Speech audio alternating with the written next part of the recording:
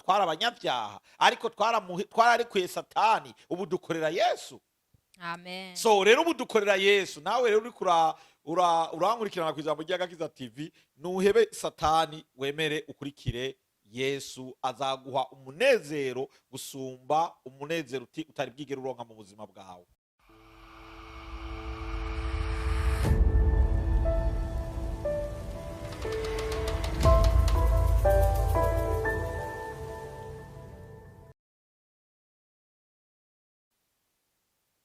Turabaramukije abariko baradukurikirana ku ijambo ry'agakiza TV. Amahoro y'Imana abane namwe aho muherereye hose.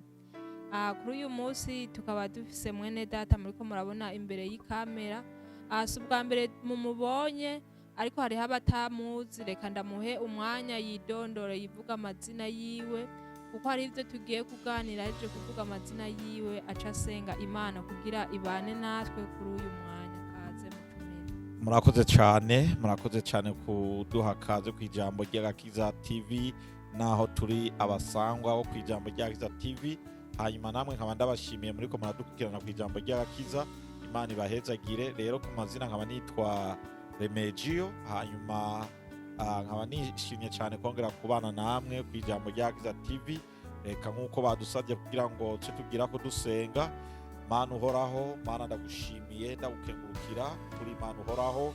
Ndagushimiye kuko utugeze ku isaha n'isegonda tugihumeka umwuka w'abazima, ntuhabwe icubahiro. None data wo mw'ijuru, mu buryo tugiye kuvugira ngaha imbere ya kamera, turakwinginze kugira ngo ubane natwe, utuzigame, uturubike umwuka wawe, urubike abamarayika bawe babane natwe, badutwikise amaraso yawe, bataramure wa mugwanyi satani, kuko iyo tugeze mu mwanya wo kuvuga umurimo wawe satani ntanezerwa. Ariko ndakwinginze kugira ngo utaramure uwo mugwanyi satani, wewe aba ari we wigendera, wewe aba ari we wivuganira n'ubwoko bwawe. Mu byo tugiye kuyaga ngaha Mana bize kugirira akamaro buri muntu wese ariko aradukurikirana ku ijambo ry'agakiza TV. Hanyuma kandi n'abariko baradukurikirana nabo kandi ndabasenge nabo kandi nabo ubatacinge, kandi nabo iki kiganiro tugiye gushigagize kubagirira akamaro. Uzavuze neza nkanabigusabye nizeye mu izina ryawe ryera. Amen. Amen, amen. Urakoze cyane. Yesu aguhezagire. Amen. Kuri uyu munsi tukaba tuje ngaha ku ijambo ry'agakiza. Hariho ibibazo bitanu ngiye kukubaza. Uri tayari?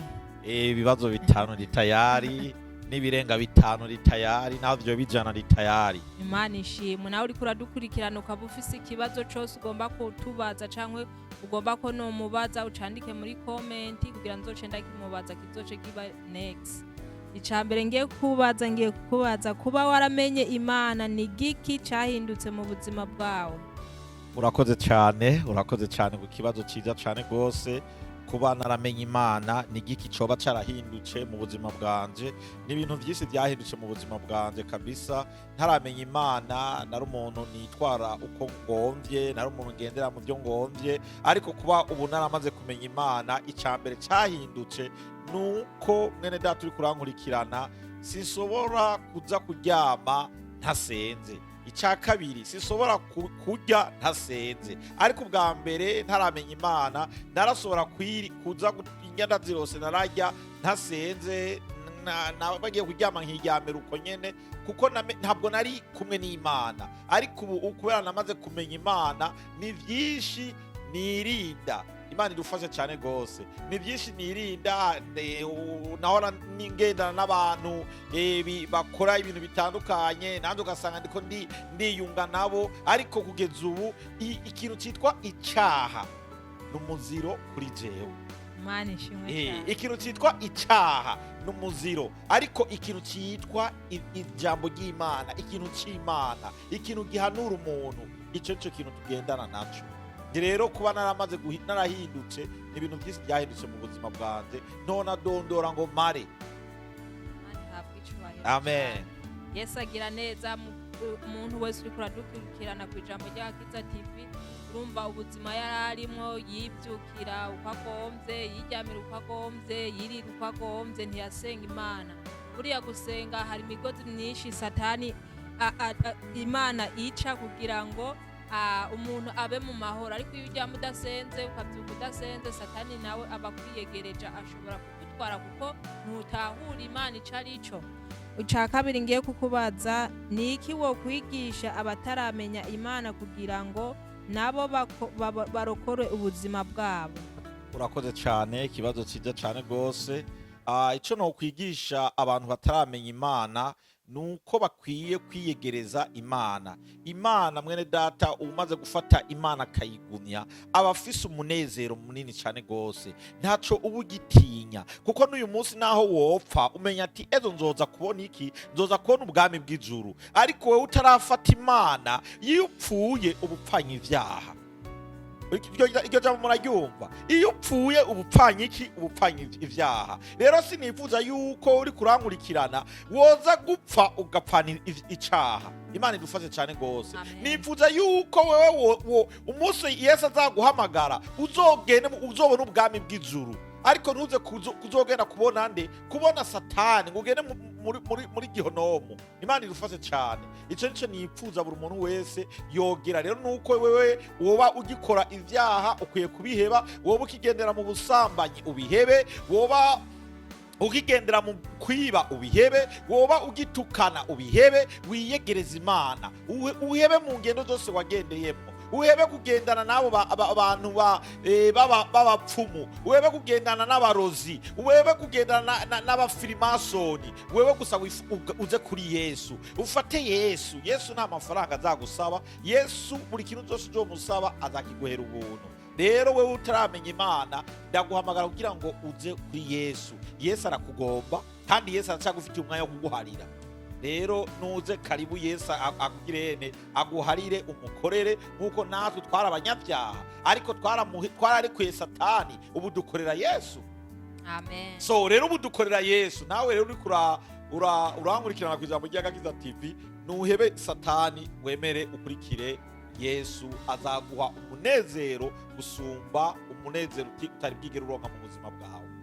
Imana ihabwa icubahiro. Bari muriko muradukurikirana ku ijambo ry'Agakiza TV, namwe muramubona ukungene afise umunezero ku ijambo ry'Agakiza TV kubera yamenye Imana. Ariko ataramenya Imana yagendana umujinya umwe mubi, ariko arameremeta muri Yesu. Namwe nivyo ndanezerwa cyane rwose, nkadundadunda naho ntambutse abantu bakabona ati nguwo remeje yaratambutse. Kubera ubu ntaco nkitinya, kubera iki ndi kumwe n'Imana. Imana ihabwa icubahiro cyane. Uhungiye kuri Yesu amusiga amavuta atigera ahera, ugasanga arameremeta, umunezero ukaba ari wose. Ariko ukiri mu vyaha ugendana umujinya, ishavu, kurakara, kwidodomba kubera ikintu urakira Yesu ngo aguhindure, Yesu agutumbereze ku nzira yiwe. Nimwihane umuntu wese akiri mu vyaha, kubera ivyaha ntaco bizogushitsako kandi nta nivyo bizoguhindura, ntaco bizogushitsako no mu buzima bwawe. Ariko wamenye Imana, Imana uzobana nayo mu bwami bwo mwijuru. Kandi niyo wamenye Imana ugahura n'abamenye Imana nkawe, usanga mufise umunezero muriko murayaga ijambo ry'Imana. Ica gatatu ngiye kukubaza kivuga ati niki wobwira abamenye Imana bo bandanya bakora ntibacike intege? Urakoze cyane.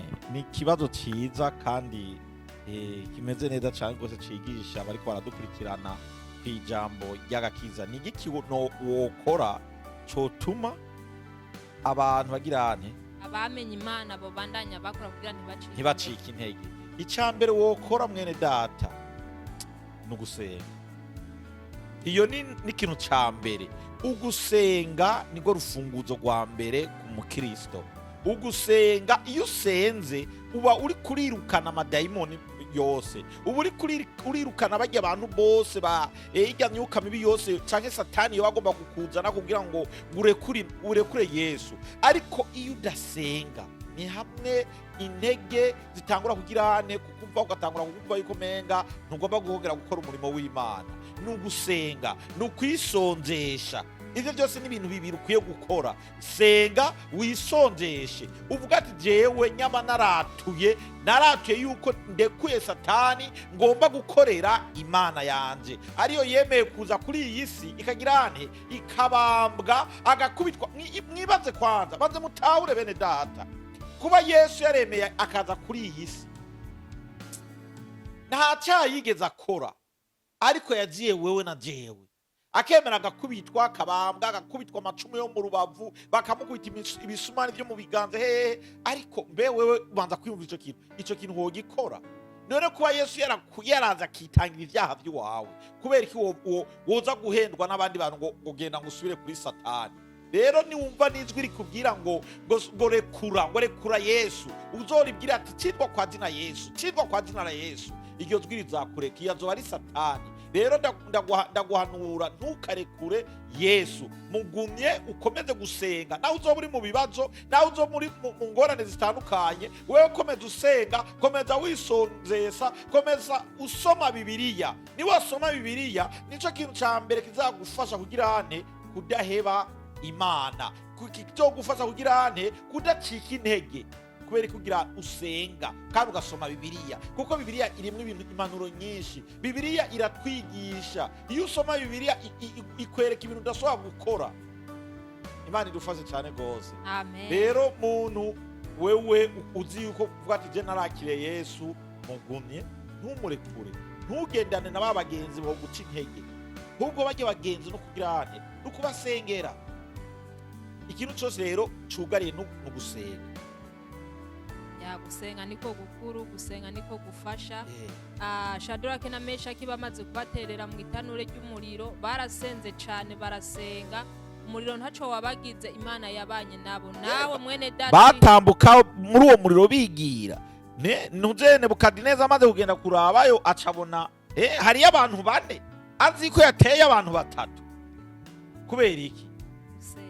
Gusenga. Gusenga ni gukuru. Nawe uzoba uri mu bibazo bitandukanye, Yesu azakurungukira umumarayika agufasha, akugwanira ivyo bibazo biriko birakurondera. Gusenga ni gukuru. Umuntu uri kuradukurikirana ibibazo byose urimo, amagogo ufise, byose tumbera Yesu wenyene. Niwamusenga mu muhemu no mukuri, atabindi bintu mugereranya, Imana izokurungikira umumarayika nkuko yarungikiye Shadraka na Meshaki mu itanure ry'umuriro, ikabarungikira umumarayika bakabana nawe, ntibigeze basha. Nawe rero mu bibazo urimo, bandanye usenga, Imana izobana nawe, izokomeza mu bibazo byose uzoburimo. Urakoze mukozi w'Imana kwigisha bari baradukurikirana ku ijambo ry'agakiza, kumenya gusenga. Yesu aguhezagire. Kandi cugwe ngonje kuongera kwa kandi kantu, uzogomba urabe abakristo muri iki gihe, iyo bageze mu bibazo niho batangura gucika intege. Iyo ageze mu kibazo atangura gucika intege, akumva ati none jewe ko mbuze utuntu nambara, ko mbuze iki, nkuko nigeze kubigisha ati nimugacika intege, nimugahendwe ni, ariko ugatangura kumva mengo uri mu bibazo, ugatangura none Imana ko nama nayisavye kitari kirampereza. Aho ratangura kuvuga ati iyo Mana ntayo ngiye gukorera. Ariko umenye yuko iyo ni Satani iri kiraguhenda. Iyo ni Satani iri kiraguhenda. Kuyikemera mu izina rya Yesu. Satani yumvise izina rya Yesu arahunga, arasha, kuko Satani nta bubasha afise, ariko Imana ifise imbaraga nyinshi, iratsinda Satani nta kinanira. Rero ntiducike intege. Ikibazo ca kane ngiye kukubaza kivuga ati waramenye Imana, ni giki wirinda mu buzima bwawe? Ico kibazo kigomba gusa nk'ico nari nagombye niswe mu mwanya uheze. Waramenye Imana nuko icambere ukwiye kuza kwirinda kugendana n'abantu babi. Nyamba uza ati jewe narahevye iki cyaha, ukabona mugenzawe ari karanwa inzoga, mukabandanya mugendana, daminza aho nuraheba caca. Ubwo ico ukwiye gukora nuko ukwiye gufukamira ba bantu ukabasengera, nabo bagaheba inzoga kakugira nawe wazihebye. Rero icambere nuko ukwiye kwirinda kugendana n'ababi. Ico ni ikintu cambere. Ukirinda kugendana n'abantu bakosha, ukirinda kugendana bamwe bokubwira ati wewe heba gukurikirana ivy'Imana, uze tukwereke indi Imana, aho uzoba wihenze. Rero ugumya Yesu Kristo gusa. None wotubwira nk'ibintu bibi, nk'ibintu bitatu wotubwira uwo muntu yamaze kumenya Imana adokorana nabo bantu bataramenya Imana ni nk'ivyahe? Icambere, hari abantu usanga bagendera mu nzira y'ubusambanyi. Wewe rero wamaze kumenya Imana, iyo nzira y'ubusambanyi, kandi mumanze mumenye burya ubusambanyi ni icyaha cambere gikaze cyane, kandi kiri no mu mabwiriza 10 Yesu yaduhaye. nuko rero umaze kubona abantu bagendera mu busambanyi, abo bantu ukwiye kubirinda. Iyo umaze kubona abantu bagendera mu bwicanyi, abo bantu ukeneye kubirinda. Ayo byo byose biri muri ya mabwiriza 10 ngo ntukice, ntugatukane, ntugasambane, ntugagirene, ngo wubahe so na nyoko. Ibyo byose biri muri ya mabwiriza 10. Rero wirinde abo bantu bo gutwara muri iyo nzira, bigatuma yuko worekura worekura Yesu. Sinzi ko twumvikana. Ya ndakumva cyane. Bigatuma yuko worekura Yesu, kuko iyo utirinze abo bantu aragusubiza muri hanze. Ariko nugukomeza tugirane gusenga. Nta kindi kintu kizatubuza ibyo bibazo no gusenga. Iyo usenga nta kintu kizoza ngo kiriko kirakwinzira, ngo kiriko kiraguteza ibibazo. Kai ufise Imana yawe. Imana uyifise mu mpwemu no mukuri kandi ukayisenga, ata kindi kintu uyigereranya uvuga ati je mfise Yesu, nta kintu na kimwe coza kigusunira kuko ufise Yesu. Gusenga cyane kuko na Yesu yaratsinze Satani. Iducika intege tubandanye tumusenga, tumwinginga, kandi kuba Imana yaraturemye ikadushira kuri iyi si, yadushitse ngaha ku isi idufitiye ifise umugambi igomba ko natwe dukwiye gushitsa, kugira ngo natwe turokore abataramenya Imana nabo bayimenye bahunge Satani. Ariko twe twamaze kumenya Imana, wigumiza mu ijambo ry'Imana, uri kuribwira abandi nabo kugira bamenye Imana. Nivyo vyiza kandi nivyo binezera n'Imana. Urakoze cyane ku bibazo twishuye. Hanyuma icanyuma ca byose arico ca 5 kivuga ati mu muryango iwanyu baramenye Imana canke ntibarayimenya? Urakoze cyane. Mu muryango iwacu benshi baramaze kumenya Imana. Imana ishimwe cyane. Baramaze kumenya Imana. Ico ndagishimira Yesu Kristo, niwe yabikoze. Kuba papa wanze azi Imana, kuba mushikanda azi Imana, kuba n'abandi bariko baravayo nabo n'abandi ngomeza ndabasengera, ngomeza iyo ndiko ndasenga sindabibagira, n'abasigaye bakiko barakorera Satani, abo nabo ndacakomeza ndabasengera kugira ngo twese dukurire mu nki tube mu gakiza. Ndagomba yuko umuryango wanze we bose twoba mu gakiza, abakigendera mu bintu bibi bakabiheba, abakigendera mu bupfumu bakabiheba. Niyo umwana agwaye akamenya ati jewe ko umwana agwaye reka ngende gusenga, ico ni ikintu cya mbere nshimira Imana, kuko fise nani sister wanje ariwe mushikanza aba mu Burundi, ndashima cyane gose ubwa mbere umwana agwaye yiruka guhamagara abapfumu. Ariko ubu umwana agwaye agira asinga amavi. Amen, amen. Agahamagara Yesu Kristo. Yesu agira neza. Avuga ati Imana nizakiza umwana wanje, nta bandi bantu, kandi abo bapfumu yabaha amafaranga, ariko wewe ubu ahamagara Imana ikamukiza, agakiza abana cyane amafaranga atanze. Rero nawe ukiri mu bintu byo kuza kwiruka mu bapfumu no guhanura yuko biheba. Abapfumu ariko baraguhenda, abapfumu ariko barakujya amahera y'ubusa, bagutwara ngo agiye kukuvura, kumbe bariko gutwara kwa Satani. Rero umuntu w'Imana uri kurankurikirana, ukurikire Yesu, nkuko nanze umuryango wanjye uri kurakurikira Yesu. Nawe ndakwifuriza kugira ngo umuryango wawe ukurikire Yesu Kristo. Ndakukomera kubaze sister wawe akigenda mu bapfumu ataramenya Imana, mbe niwe uba waramubwiye amenye Imana cyangwa byavuye ku mutima wiwe? Reka ni jewe namuze na papa wanje twaramusengeye, turamubwira ati gukorera mu bapfumu ntaho bizokwigira bikugeza, ariko dufise Imana yacu, Imana ya Ibrahimu na Isaka na Yakobo. Iyo niyo Mana yonyene ukwiye gusaba. Turanamusengera nawe arashinga inuze intambwe, aravuga ati ubu rero nanje ndagomba gukorera Yesu, ndagomba guheba ibyo ndiko ndagenderamo. Ubu rero ndiko ndabivuga nshima Imana, ari n'umuririmbyi aririmbira Yesu Kristo. Rero muri w'Imana nawe ntugacike intege, nyamba ufise umugabo wawe ukagira umugore wawe ukabona biriko ariko agendera mu nzira zitandukanye, shinga amavi. Nico kintu c'umukristo. Umukristo no gushinga amavi, agasengera ujya wundi muntu, nta kidasohoka imbere y'Imana. Yesu ni mwiza, Yesu agira neza, umuhungiye ko ntazokwigera kozwa n'isoni. Mwene data turi kuradukurikirana ibibazo ndamubajije byari 5.